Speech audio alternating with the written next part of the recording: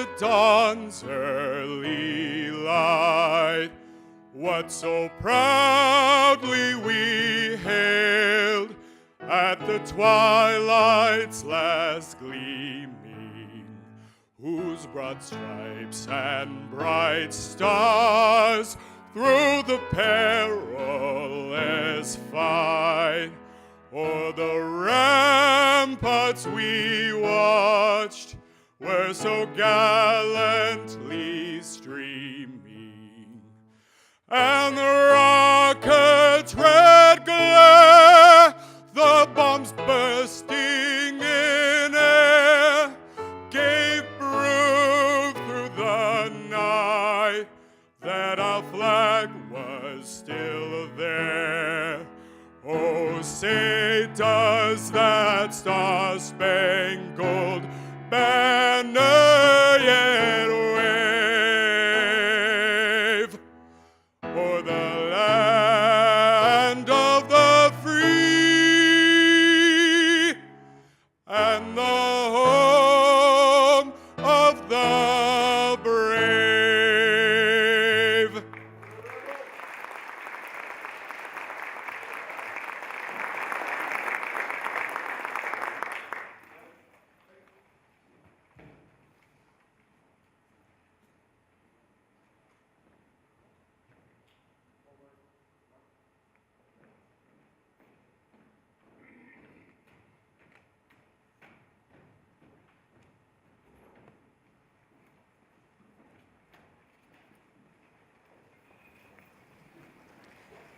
Thank you to our vocalist, Jesse Law, and Masha Kolesnik for the piano accompaniment.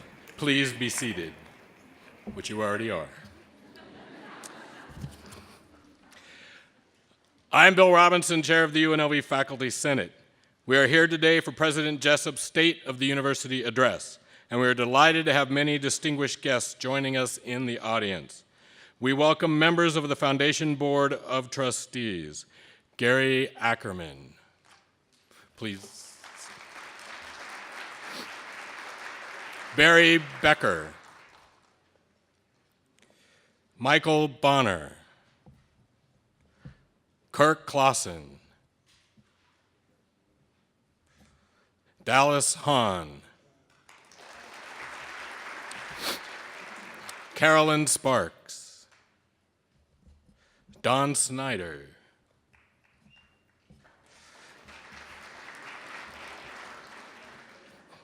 Victoria Fertitta,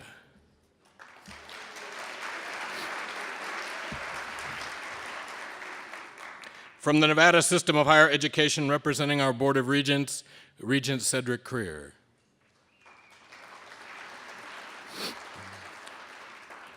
And to your left, Regent Sam Lieberman.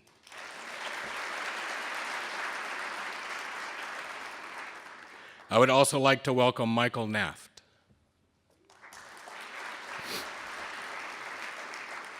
Thank you all for joining us.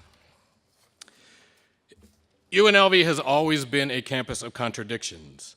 We built a dynamic entrepreneurial spirit and failed to create the necessary infrastructure to make that really come alive.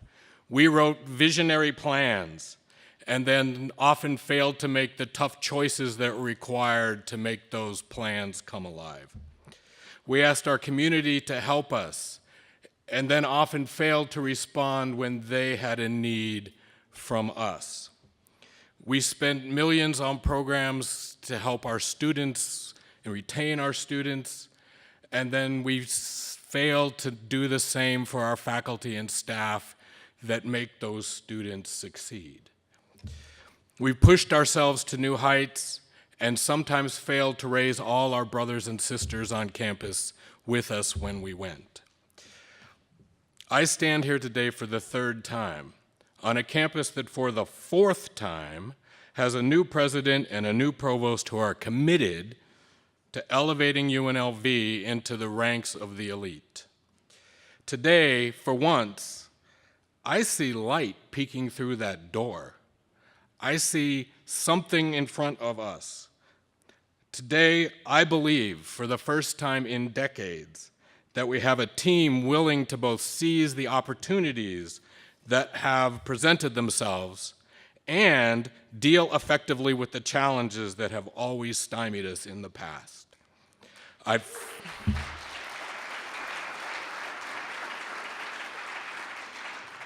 find myself suddenly optimistic in a way I have not been since I had hair.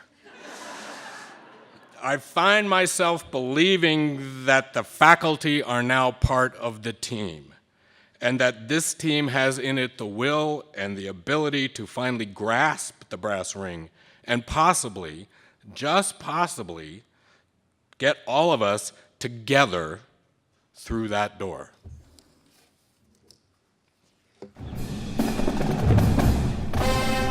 At the University of Nevada, Las Vegas, we prepare 30,000 students a year to succeed in all walks of life,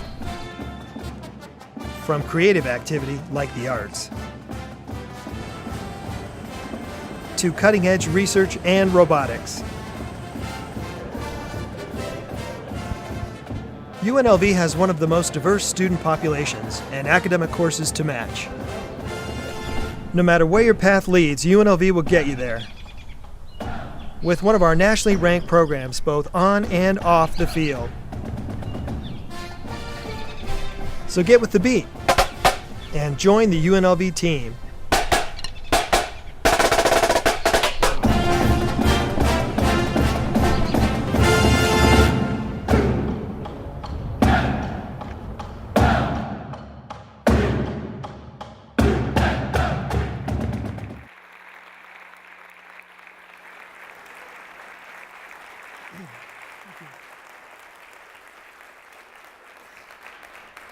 Thank you. Welcome. Thanks for coming today. And what a day it's been. A very eventful day for UNLV and for the community. We've got a lot going on, in case you hadn't noticed yet. Lots going on at this university, lots of changes. And so I thought that I would start today by talking a little bit about change. My philosophy is that some people dread change in their lives. I happen to thrive on it.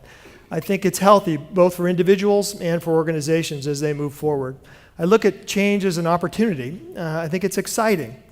It's also scary and sometimes difficult, but I think that change is healthy. This university is going through a pretty significant period of change in its history right now.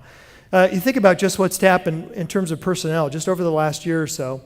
We've got 4 new deans, well, three new deans and a search coming. We've got a brand new provost in Diane Chase. We're about to conclude a search for the new vice president of philanthropy and alumni engagement. And then we've got several other searches that are just getting kicked off this school year, this fall. We'll be searching for a new chief diversity officer. We'll be searching for a new vice president for research, and then for the dean of the College of Sciences and for the dean of nursing as well. So lots of changes happening on the campus from a personnel point of view. And in terms of the business processes, what we do here and how we do it. And so one that I might mention, you might have seen yesterday that we launched a committee to help us figure out how to do an update or a refresh of the university's athletic logo.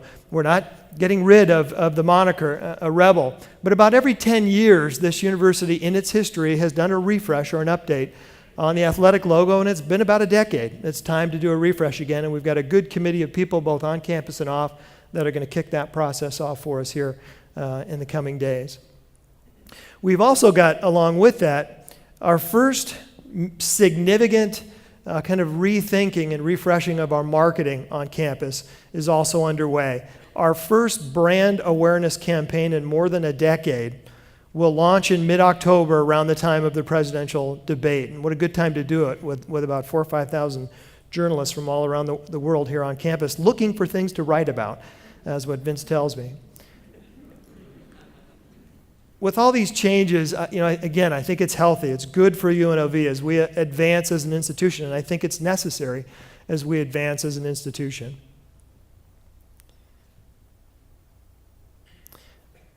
When I think about advancement, I think about the people we've lost just in the last several months, last year or so. It's quite a collection of people. A great number of UNLV ambassadors who have given so much to this university and so much to this community. And it reminds me of the quotes credited to Isaac Newton, although he wasn't the first one to say it. But he's the one that's thought to have said, "If I have seen further, it is by standing upon the shoulders of giants." And I'd like you just to take a moment while we recognize some of these giants on whose shoulders we stand as we advance this institution. So let's please take a moment to reflect and think about these folks. Thank you.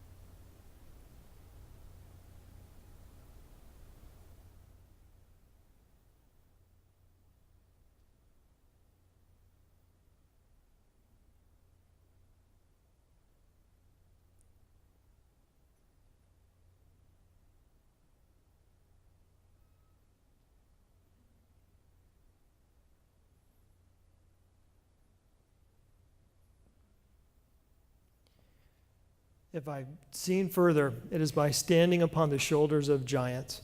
We're making some incredible advancements at this university, and it wouldn't have been possible if it hadn't been for the decades of work for these and many other people who we've lost, who have given so much for this great institution.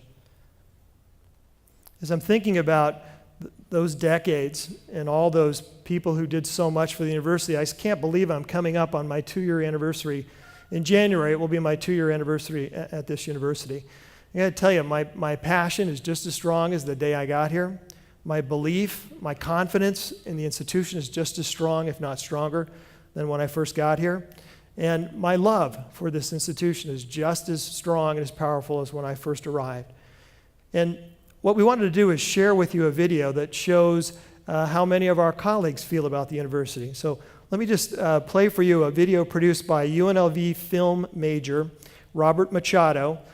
He graduates in the spring, and he captured nicely the feelings of love, really, in this institution. Let's have a look.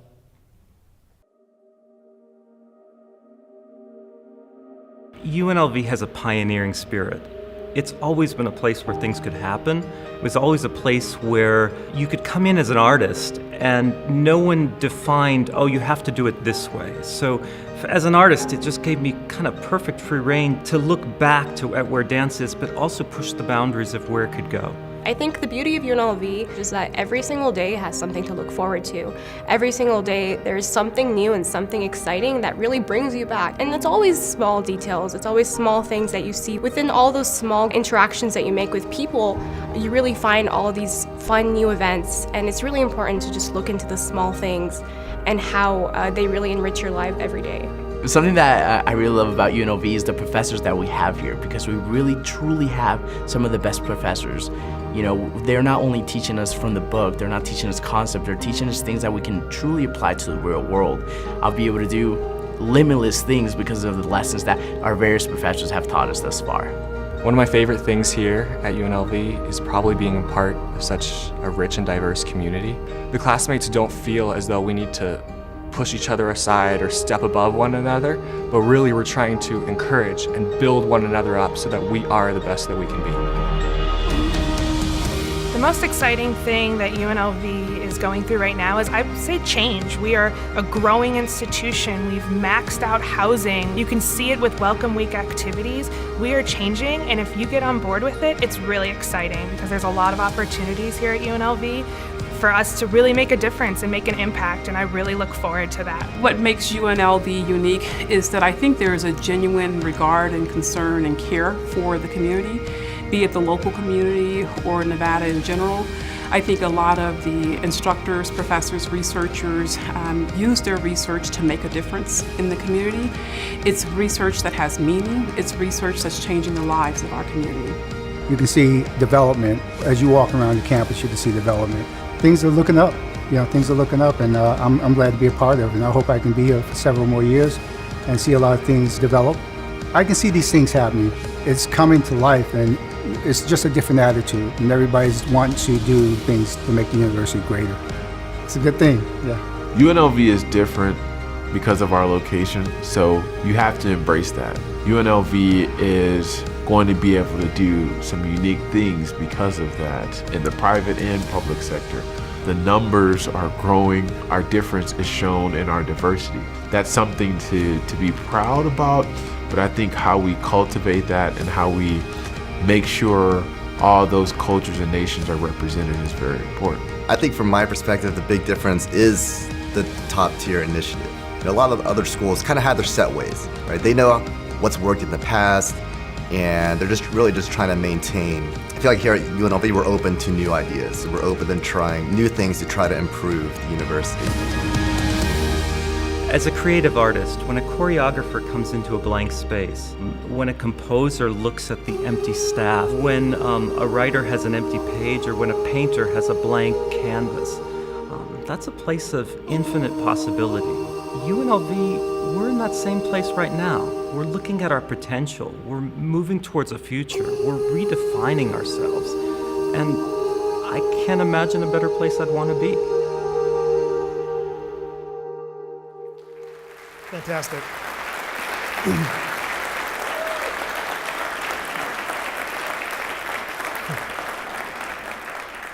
It's fantastic, I agree. Produced by a student, so it's really amazing. When I first came to UNLV, I saw that possibility, that opportunity, if you will. I love the Wayne Gretzky quote that you don't skate to where the puck is, you skate to where the puck is going. And that fit for why I came. I saw the great opportunity that was already happening here at this university. I saw where this university was going, and I wanted to come and be a part of that. And I think even more important, I saw through the interviewing that everybody in this community, from on campus and off, all the way through the faculty and the staff, out into the community, the business community, the legislature, the governor, a collective aspiration, if you will, for this university. And it was unanimous, and I did my due diligence. Everybody wanted this university to move forward and to advance to the next level. And that, to me, was the best part of the opportunity, that I knew it was going to happen because of the support that I could see. And then it was also a great fit. So for me, I'm lucky to be here, and I feel just as passionate as the people that you saw in the video. As I walk around this campus, I discover new things all the time. Now well over a year and a half in, but I'm always discovering things happening here that just, quite frankly, blow me away. This university, this setting that we're in is quite unique, and it's quite special. And the bulk of my remarks today are going to be about that. I want you to, at the end of this presentation, feel like I do about how special and unique this institution in this place is, and this opportunity that we have with it. So I'm going to give you the cheat sheet for the quiz. 3 things. We are different. We are daring, and that is certainly a daring move. And we are diverse. So let's begin with this. We are different. Why do I believe that? First, let's start with this place, this city, the entertainment capital of the world, the emerald in the desert, and all the other ways that people have described Las Vegas. This literally began as an oasis in the desert, as someone putting a rail line through and trying to find a place to have a little watering hole, discovering a spring to do it. And out of that has emerged this beautiful and wonderful and unique city that we have. There are few cities in the world like this one. There are a couple that are kind of like this in terms of the economy. In those cities, Macau comes to mind, and perhaps where Diane came from in Orlando, but not in a desert community like this, and in a place in the country that's growing so rapidly. I really think this is a unique place within which this university is situated. And similarly, this institution is unique. This is a large urban public institution that serves a heavy population of first-generation students. And there just aren't many institutions with a mission like that, and certainly none that I've experienced that embrace that mission like this institution does. We've got a unique mission. We're a very special university in a very, very special place. And I'm embarrassed to click this slide, but as I think back on my time,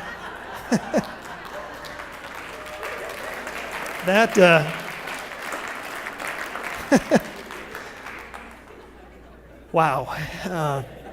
I don't know what's more embarrassing about that photo, how I look or how proud I was of that K-Pro computer and that dot matrix printer that I bought with my own money. And that was for the computer aficionados. That was billed as a portable computer. It's about the size, bigger than a modern CPU, and it had a handle on it. You could carry it. But that mission, if you will, for this institution resonates with me right down to my core. I think many of you know that I come from a background of Italian immigrants on both sides of my family, both my mom and my dad's side. My dad was a fireman in San Francisco Fire Department. No one had gone to college in my family. I was the first one to go to a university and to graduate from the university, so I was a first-generation college student. And there wasn't a lot of conversation about going to college in my family. No one had been there. No one knew what that was.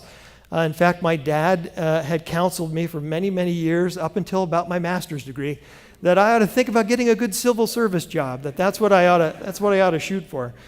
And I think the fact that I was lucky, I just happened to be born in California and grow up in California at a time when higher education was so heavily supported by the state. And I began at a junior college and it was practically free. I am lucky and I'm grateful for the way that higher ed as a system had been set up in this country, and especially at a time when it was so heavily subsidized. It's a story not unlike those of our students. This is Teresa Butler. Now think about this story. Teresa was homeless throughout high school. Her mother facing drug addiction. So to say that she faced challenges is an understatement. She came to UNLV to find a career, and I would say much more. She is part of the inaugural class here at UNLV in what we call the Hope Scholars Program that's designed for students just like her, and we have about a half dozen students that are beginning in it. She now lives on this campus, and this is the best part. She hopes to earn a medical degree and to open a clinic. And Teresa, I hope you do it in our medical school, Barbara, right here, and you open that clinic right here in the Las Vegas Valley. But that's, I think, a testament of the impact of this institution. That is the mission of this institution in one picture. And then let me just come back out at the 30,000-foot level and try to set the scene.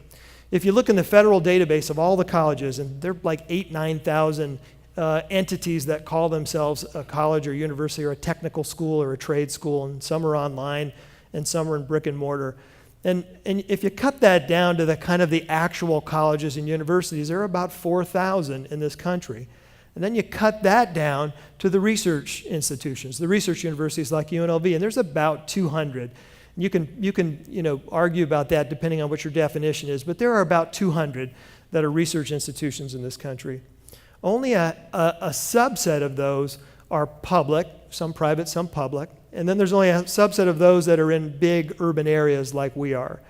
And then if you look at the big public urban research universities that are large, you're down to a handful of institutions. And that's why I say that we really are unique. And I would argue in many ways there are no other institutions like ours, at least not in the way that we live the mission that we do.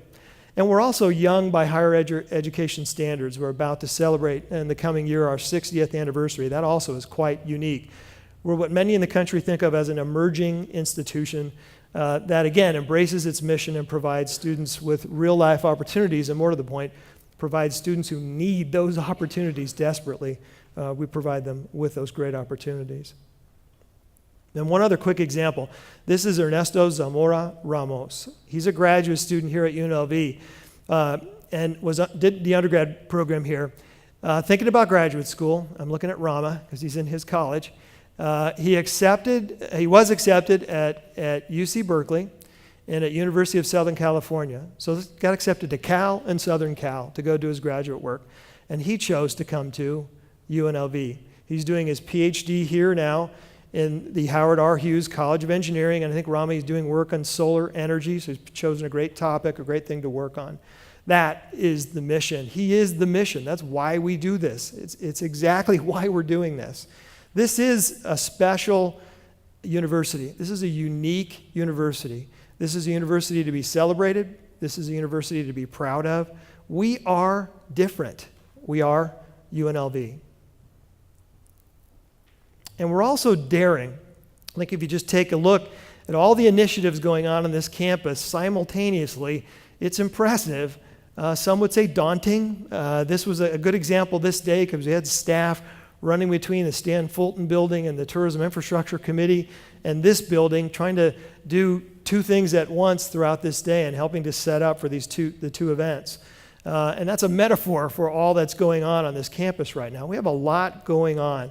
I have to say, in my now near 30 years in higher education, it's hard to believe when you saw that picture of me that looks like it was a long, long time ago, but I haven't been in this business just about that long.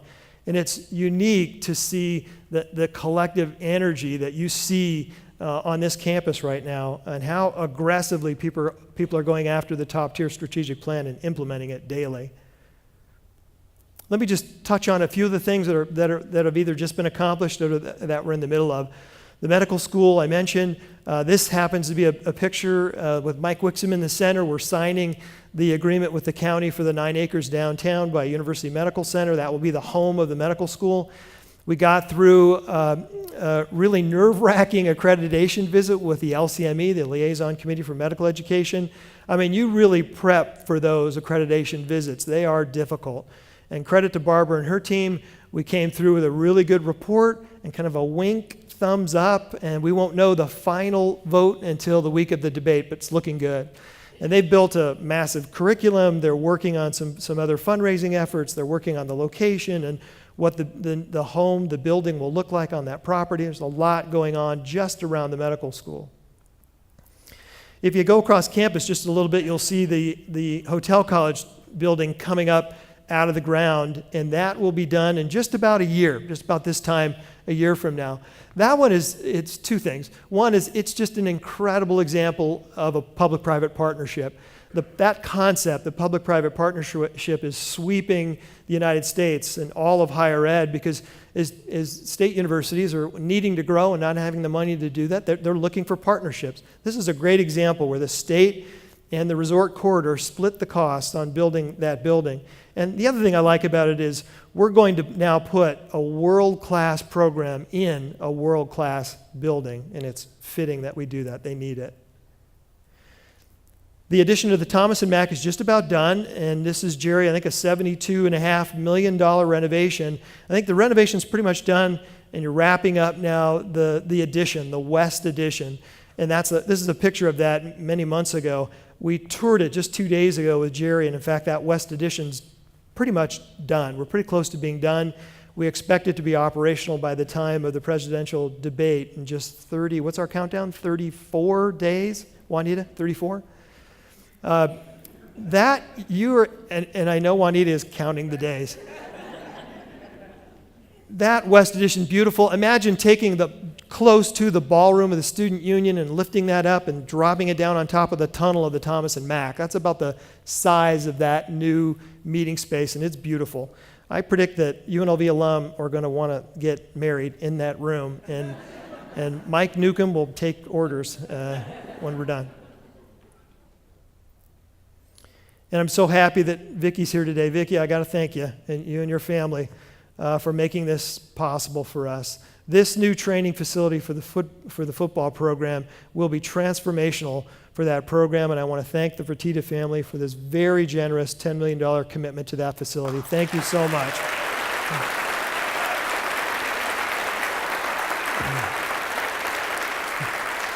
Thank you. And to go with it, maybe a stadium. We had a good day today. The Southern Nevada Tourism Infrastructure Committee had its final meeting today. We've been working for 14 months and voted today to pass on to the governor a package of funding based on the room tax for both the convention center renovation and expansion and for the stadium project. And some money to enhance infrastructure around those and to add the necessary growth in the police force so that they can help to do the things that they need to do, not only around those facilities, but here in this community. This is just a crazy week. I mean, it's rare that a university would have wins like this, both in the same week. And they go well beyond athletics. The only point I want to make here, and I know Vince is going to get nervous as I tell stories, but I will make one quick point. Over the summer, we learned a lot in our conversations with the Big 12, and we talked with people at high levels of leadership in the Pac-12 and other Power 5 conferences, and including high-level leadership at the NCAA, and including some noted experts from around the country who operate as consultants in this space. And the message from all of them was loud and clear. What we heard was, you are on a path academically to get to a Power 5 conference. It's with your medical school and everything else that you're doing, you are on the path academically. You are in a media market that is attractive to the Power 5 conferences. And what you are missing, the missing ingredients were in athletics, and it was specific to football. And it was specific to a practice facility for your football program and a good modern stadium nearby the campus to play in. And boy, I'll tell you, we made a lot of headway this week in adding those two fundamental building blocks to advancing this institution to the next level. It was a great week for UNLV. The University District is the apartment complex just to the north of campus, just actually a stone's throw from where we are now. We're maxed out, as you saw in the video, in our dorms. The capacity is 1,800. I think we have 1,900 students in the dorms. I don't know how we're doing that. I think there may be rooms where we're triple bunked. Sorry. Okay. All right. Sorry. Moving on. In the apartments, we'll be adding, when we're done, close to 3,000 new beds or units for students. And beginning next fall in 2017, there'll be about 750 beds available for students. And I understand that while we're building the new ones, we also renovated some of the older space, and then we were able to fit another 60 into the renovated apartments there, and maybe that's where some of them went in cover. As I've mentioned, we got the presidential debate coming, and in 34 days away, we've got a countdown clicker on campus, and there's, as you might expect, a lot of work going in getting ready for the presidential debate. The neatest thing about it is, of course, it's going to be great publicity. They're expecting well more than the 3,000 journalists that have showed up for prior presidential debates because of all the interest in the race. They say it could go as much as double the number of journalists from all around the world. They think it will break the record for viewership for presidential debates, about 70 million for prior debates, expected to go north of that. They're expecting about 50 million, 60 million in publicity to the university and to the host city. We've had a local ad agency has been kind of doing that count for us on the publicity so far. They've estimated that to date already, through the end of the summer, $42 million already in publicity for the university and for the city, and we haven't even gotten to the debate yet. But I think the most important benefit is what it does for the students. We've got, I hear the count's up to about 1,000 students now that will be interning at the debate, and we'll link them up with the news agencies, and so they'll be able to actually be hands-on at the debate doing that. And then about a dozen classes that are either new on campus or have been newly designed that are being offered right now to take advantage of the debate, classes in political science and history and journalism. And then finally, I just want to thank the LVCVA. They continue to be the great partner in this. We could not have gotten the bid without them, and we couldn't have pulled off this debate without them. They are the financial partner and a great partner in many, many other ways. The fundraising has been going really well, and so we've been laying the groundwork for a capital campaign for this university. That takes a lot of time and planning and effort as well, and you'll be hearing more about a comprehensive capital campaign coming for UNLV. That is in the works as well. The top-tier plan is, we're about a year into what is a decade-long plan. I've summarized some of the accomplishments so far, but there are many in research, in teaching, and the allied health sciences and the medical school, in our community partnerships, getting better at that, and then in the infrastructure on campus, and in shared governance and the other processes at the campus, and trying to make those better. But that initiative is well underway and involves all of the campus and much of the community as well.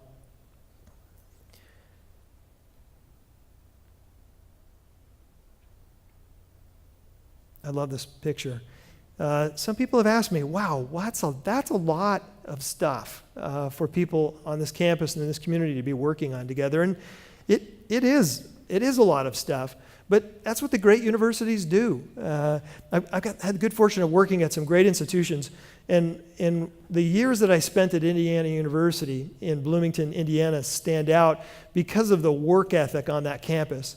I'd never been on a university campus where people worked that hard before then, or really afterward, until I got to UNLV. And I'll tell you, the work ethic at this university is incredible. People are working so hard.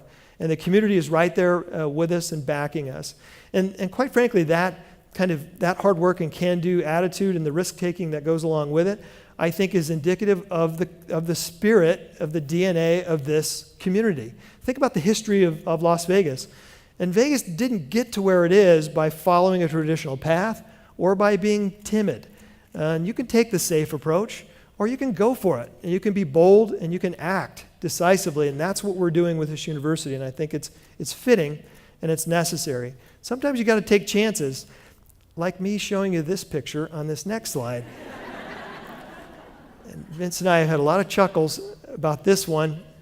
This was actually my first year at the junior college of the Siskiyous, playing baseball. My eyebrows at that point were thicker than my mustache, and I had one. I was definitely sporting the unibrow at that point, and it wasn't fashionable. But I wanted to show this to just tell a quick story about risk-taking. I learned a lot from athletics. There were a lot of life lessons there for me as I developed as a young adult. And the one I wanted to share with you was that some days on this team I started, and some days in center field, and some days I didn't. And in the games when I didn't, because I was one of the faster runners on the team, I would frequently go into the game in late innings. I'd be put in usually to steal a base and to try to make something happen. One afternoon, we were in a close game. We were in the final innings of the game. We were down by 1 run. They had a pitcher who was just shutting us down. Everything he threw was just right on the mark, and he was shutting our players down. We couldn't do anything on offense, and we were stuck.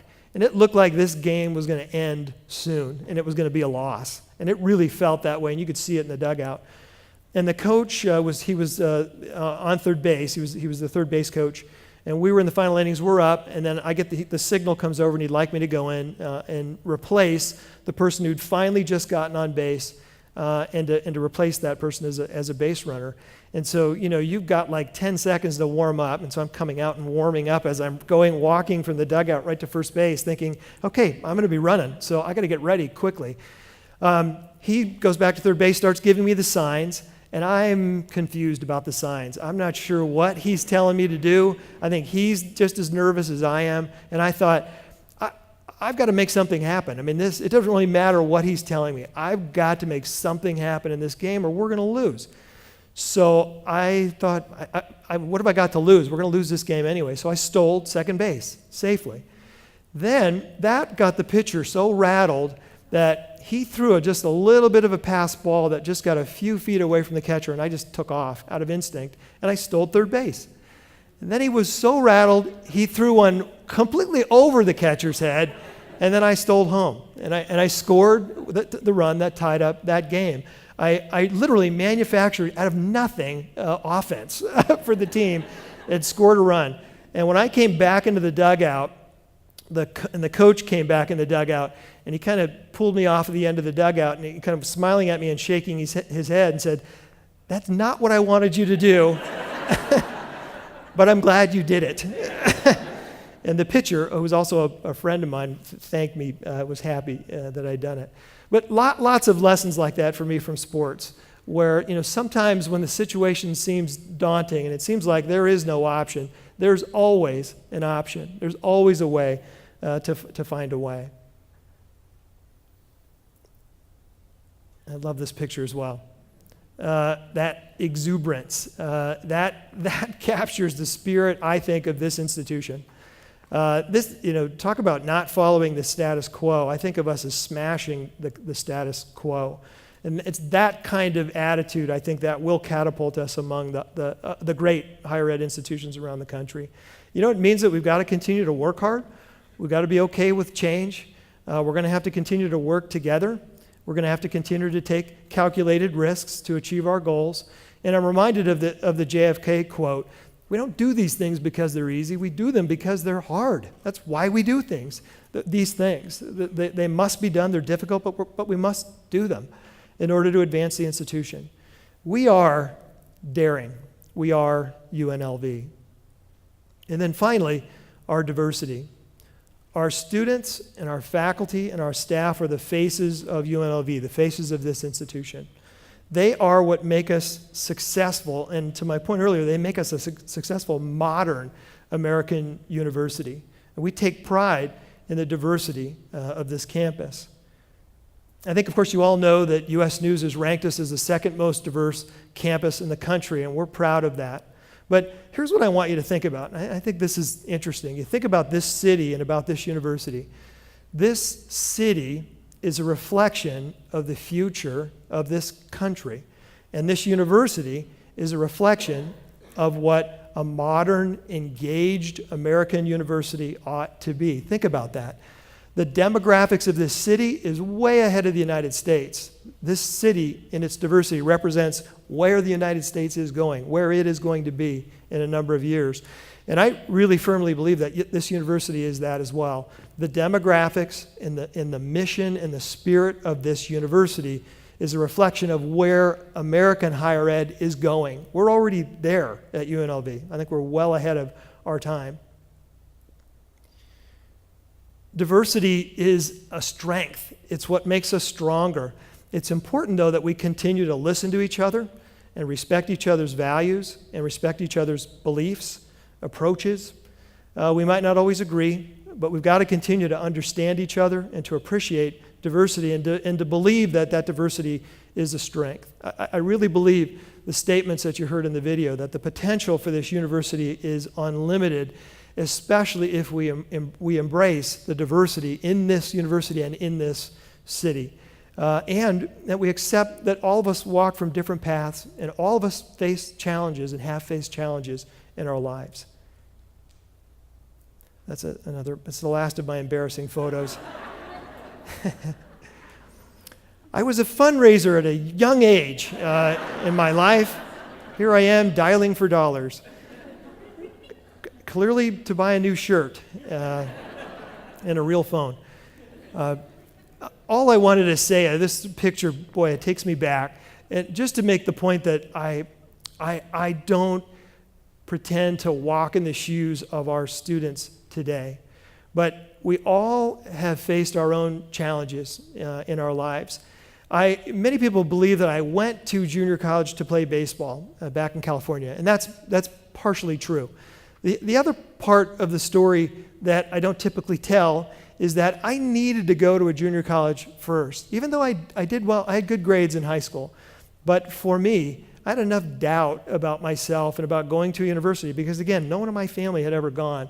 I had a lot of doubt about whether or not I could be successful at a university.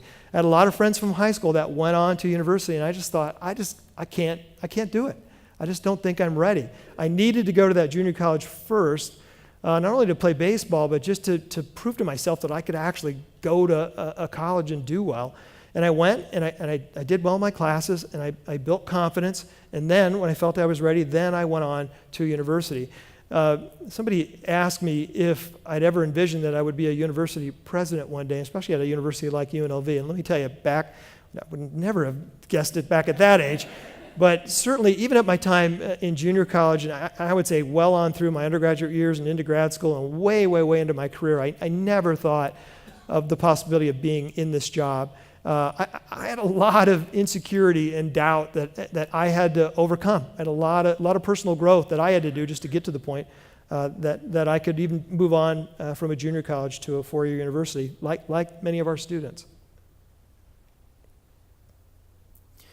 Much like my own transformation and growth, personal transformation and growth, I think UNLV is going through a similar transition right now. As I mentioned, we turn 60 years old as an institution next year. We're maturing and we're evolving. We've liked to use this phrase here the last few weeks that we feel like the university is going through a renaissance. And the definition of that is a rebirth. It's a period of great activity and growth and expansion and learning and excitement. And we really think the campus is going through that kind of a period right now. What's neat about that is no one here is ever losing a sense of who we are. I don't think we ever will. And I'm heartened to see that people continue to appreciate that each of us has different backgrounds. We have different perspectives on things. We all have our own challenges that we've worked through and that we're working through, and that's okay. We are diverse. We are UNLV. And then for the final segment of the talk, I just want to talk a little bit about where we're going. And in the consulting work that I used to do, I don't have time to do it anymore, but I would love to go into organizations and help them do strategic planning. And one of the most popular things that for me anyway, the most fun things would be to do a visioning exercise where I'd ask them to go forward 10 years and think about what they wanted their organization to look like and to imagine complete success a decade out from where they were at that point we were doing the session. And so I want you to go along with me. It's year 2016, so go ahead 10 years. It's the year 2026. And I want you to think about what UNLV looks like in the year 2026 in a state of complete success and full implementation of the top-tier strategic plan. Here's what it looks like for me. In 10 years, we are a school of choice, not only for the city, but for the broader region. We'll be about 40,000 students, I think easily, out a decade out. We're approaching 30,000 now. We just had a record-breaking cohort come in, grew by about 3%, maybe a little bit more. I predict that we will grow by 2 or 3% each year out of the next decade. We'll be about a 40,000 student university. Our 6-year graduation rate is going to go up appreciably. We know it will because our retention rate is going up. We just went up 2 percentage points, which Diane, is a huge jump for an institution. I think you would agree, our new provost. A 2% jump year over year is huge, and that's a leading indicator of graduation rate down the road. We'll have many more freshmen coming in and earning their degrees in under 6 years, which is the measurement that universities use now. And we'll have more students doing great things like the example is Hannah Kelly. She's a junior education major who received the very prestigious Truman Scholarship. Or the UNLV team that was just chosen here to compete in the 2017 U.S. Department of Energy Solar Decathlon. Or the Rebel Girls who won the national championship in the hip-hop category. Get ready. You're going to see a lot more of that kind of accomplishment from our students. And same thing from the faculty. And you'll see, I think in 10 years, and we will get there, and Diane has got a team that's working on this, we will match the diversity of our students, almost 60%, with the diversity of our faculty. We will do that. We must, and we will. And get ready, you're going to see a lot more great things from our faculty as well over the next decade. Some examples, one of our faculty, Jason Steffen, is an astrophysicist, and his team discovered planetary systems that have at least one habitable planet like Earth among the billions of possibilities that are out there. We've got a research team in the Allied Health Sciences that's tested the thick soles that are popular now on running shoes and to see if those have any positive effects on running and on injury and on a number of other things, and they're finding that it actually does make a difference. Life Sciences professor Brian Hedlund has announced the discovery of Kryptonia, which I initially thought was the name for a pop band, but it's not. It's actually a bacteria that lives exclusively in the hot springs that they've discovered around the region, and that's important. Or a computer science professor, Andreas Stefik, who is honored as a White House Champion of Change for software and related technology that he's developed that enables people who are visually impaired or blind to use a personal computer. Get ready, you're going to see a lot more path-breaking and impactful work like that from our faculty. And that research that the faculty do, we don't just do it for research sake. I mean, it's going to be great that we're going to do a lot more of that. We did about $49 million this year in grant-funded research expenditures. We expect in 10 years that's going to rise to about $120 million a year. That will put us in the Carnegie Research 1 or Tier 1 category just by definition. But we're not doing it just for the sake of being a Carnegie Tier 1 institution. We're doing that because that research then becomes the engine for the spin-out activity that comes out of a research university operating at that level of magnitude. And we expect also that, and we've had some great advances already in the last couple of years in tech transfer and spin-out, but we expect that at the end of a decade, this university will have spinning out of it anywhere between 8 to 10 spin-out companies per year, and then 1 or 2 of those will stick and stay here in the local economy and will thrive and grow and become a company like Switch or like Zappos in tech or in biotech. In 10 years, the total economic output from this university will be $4.5 billion, 2.5 times where it is now. And again, the spin-out activity in tech and biotech will create economic opportunities well beyond that. UNLV will have even greater impact socially. You can see some of the seeds of that now. Partnerships with our College of Education and the Clark County School District. Our College of Education is going to be running the Paradise Elementary School, and that'll be treated as a campus that'll have best practices developed by UNLV that will then spin out and roll out across the rest of the district. Similarly, the School of Architecture's downtown design project is an effort that right now that's redeveloping the Las Vegas historic West Side. We've just launched a new Office of Community Engagement in order to help us to do more of these partnerships. Get ready. You're going to see a lot more of that kind of partnership and that kind of impact both economically and socially. I already mentioned the medical school. 10 years, that's a build-out. We'll have successive generations of cohorts that have come in and graduated. We'll be supplying many more doctors into the community. And the medical school alone, in combination with the rest of the health sciences, will also have a multi-billion-dollar impact on this community all by itself. And then finally, we will be a university that will be in one of the Power 5 conferences. It is inevitable. We are on that path, and I believe within a decade we will be there, and that will have its own economic impact. And as Jerry and Tina and I often say, that the payouts are a lot better in the Pac-12 and the Big 12, about 10 times more than what they are in the league that we're in now. We've got a long way to go, and we need to compete first well in the league that we're in, but I predict we'll be eligible for a Power 5 conference within the decade. So as you look ahead, this great university is going to get even better. I mean, it really will be a truly highly impactful, highly engaged university. In closing, let me just say that we can do that. We are on that path. It is inevitable. That is where we are going. But it's going to take a lot of continued hard work from folks. We're going to need to all continue, all of us in the room.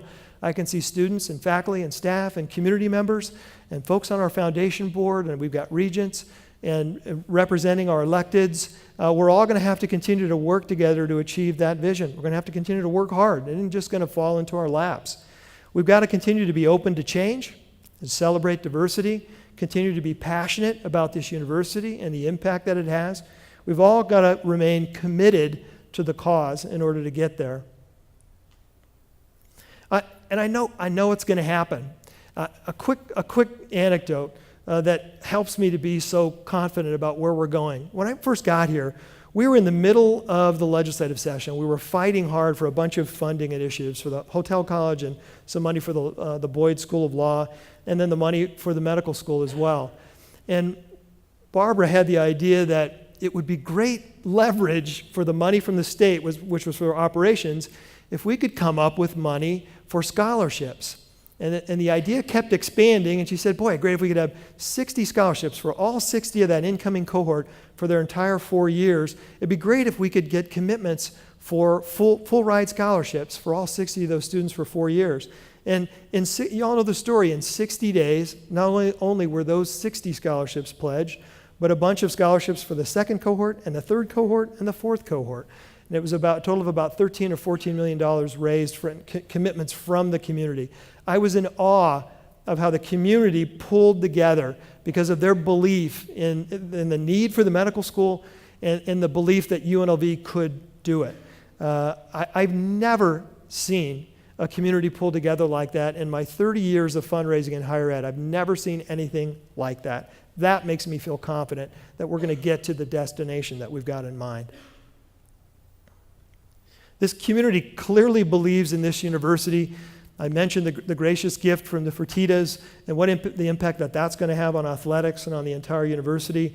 And collectively, this community did a lot for us in this fiscal year that just ended. You might recall that in the prior year, the community invested about $75 million in new gifts and new pledges into the university. And that we hadn't seen that high watermark except for 1 year during the prior campaign. It was sort of up to a peak year and then back down again. And then we went a long time before having a year like that. Well, in this fiscal year that just ended, we had another $75 million year. $75 million. Yes.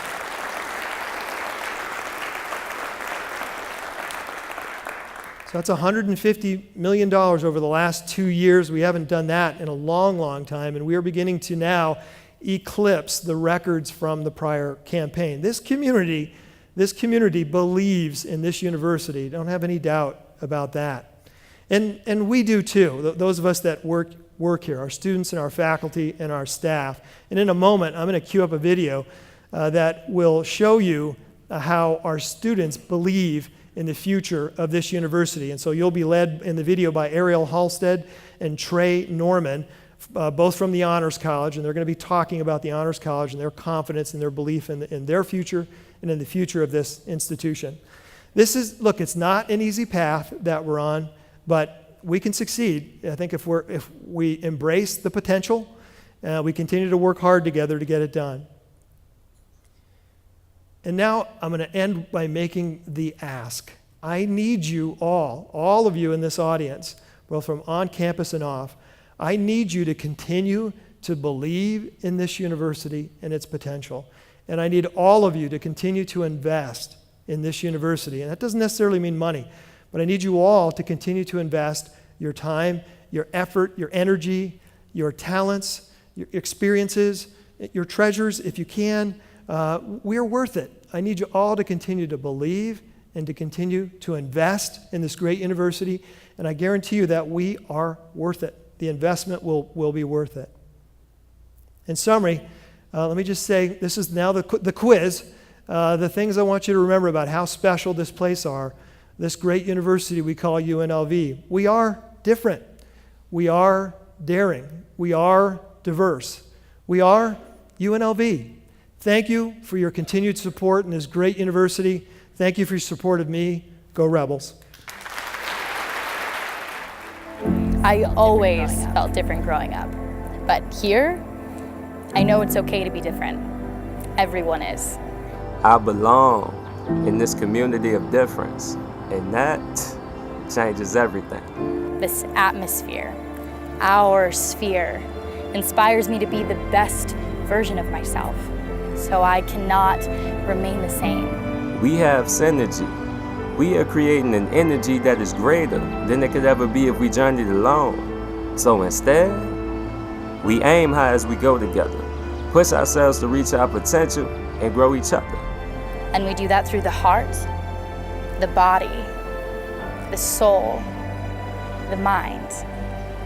There is music to compose, ideas to expose, and adventures to share with fellow travelers on the road. There are breakthroughs to discover, mysteries of human nature to uncover, countries to govern. We've been given a piece of the world to shape. But the world won't wait, and it needs your best. This is more than how you perform on a test. Are you in? This moment is ours. This is our time. This is our Honors College.